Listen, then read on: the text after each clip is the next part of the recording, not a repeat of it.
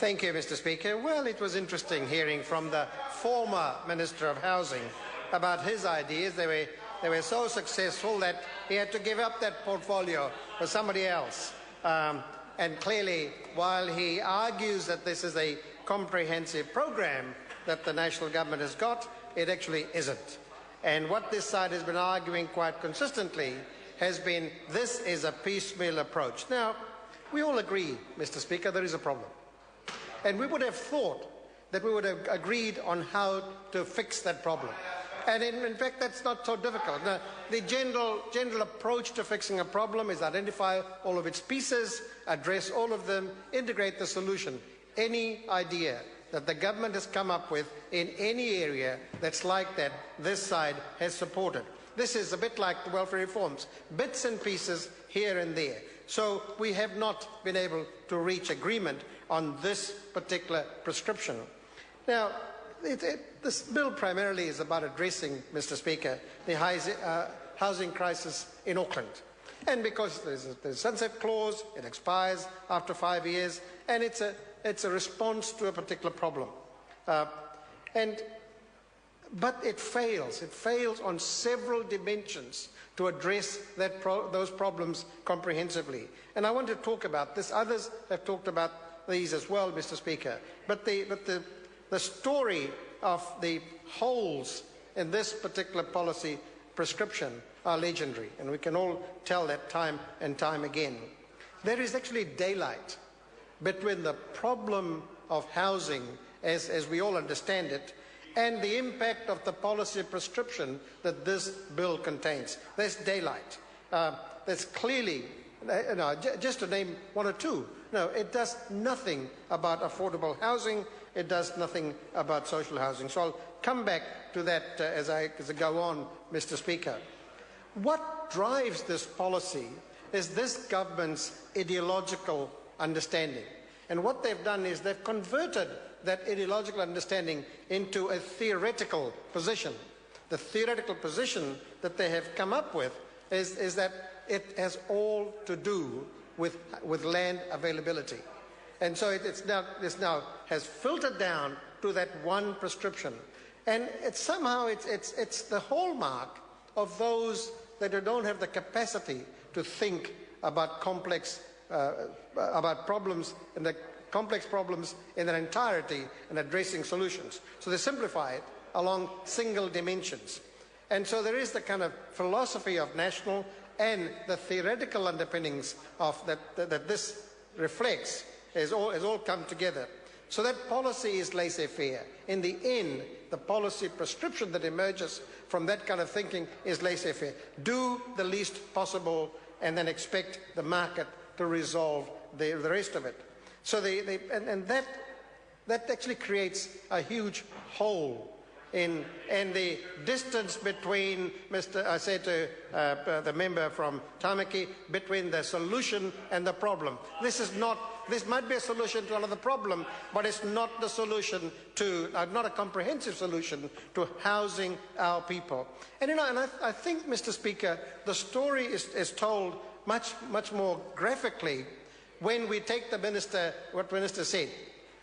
Because the lack of any requirement for affordable housing is because if we build the $700,000 home, then those from the $300,000 home will move to the $700,000 home, and this creates housing for affordable housing. No concession at all to communities. No concession at all to where people have lived for a long time. No concession at all to where people have made their homes. Somehow they'll move out into these distant suburbs and they will then move into some other suburbs and create the housing. This notion, as Jacinda Ardern said, trickle-down housing is also a hallmark of the right. It's a hallmark of laissez-faire philosophy. It is a hallmark of conservative ideology. And the market is the mechanism, Mr. O'Connor, that your party has come up with to say it will solve everything. Where has it done that? Give me an example where the market has solved this kind of problems. None. There aren't any. There aren't any. They've all had to be cultivated, developed, and a whole series of solutions found. So, Mr. O'Connor, there aren't any, and I think that to stand up and defend half-baked policy must really hurt members on that side. So the theory the minister has adopted does not work. The theory is if we increase land supply, everything else will fall in place. Well, it won't. And of course, I don't think they care. I don't think members opposite actually care.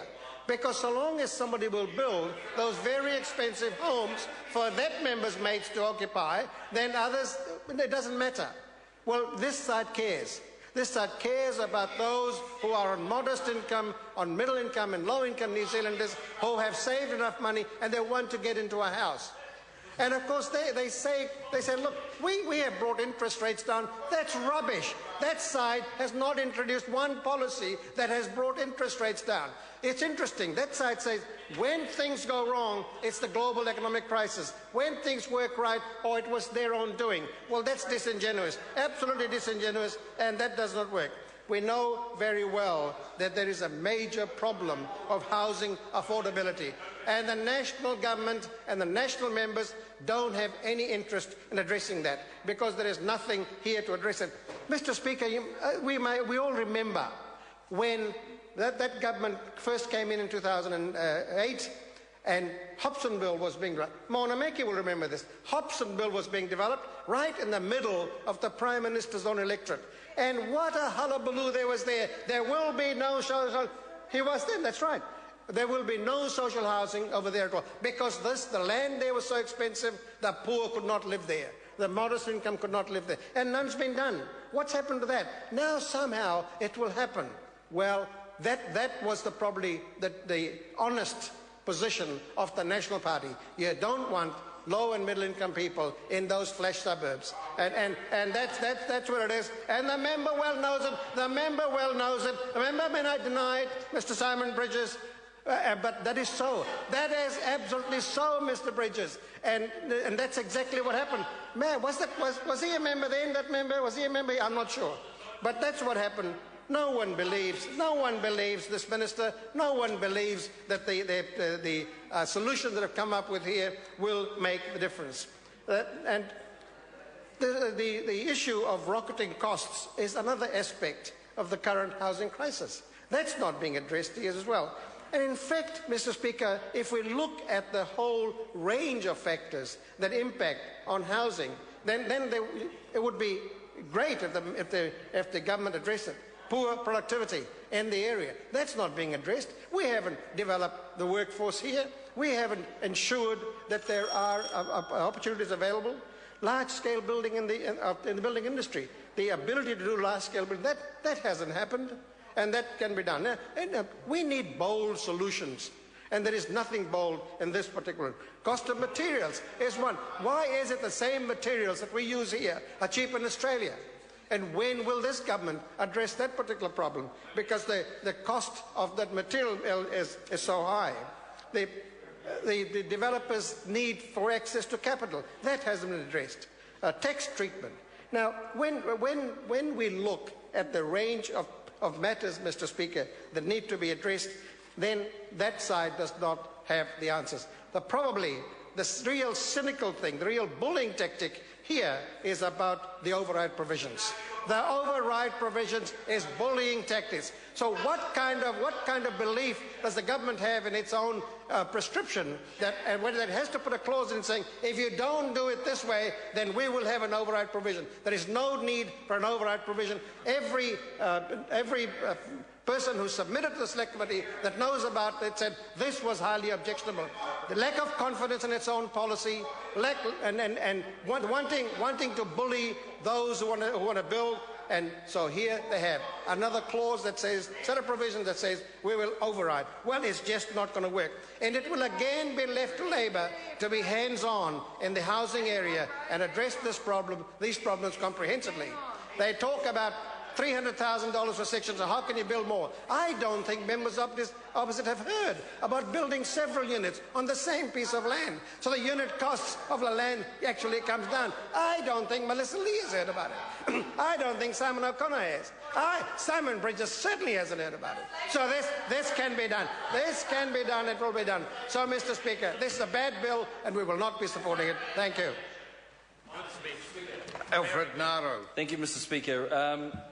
It's a sad day when the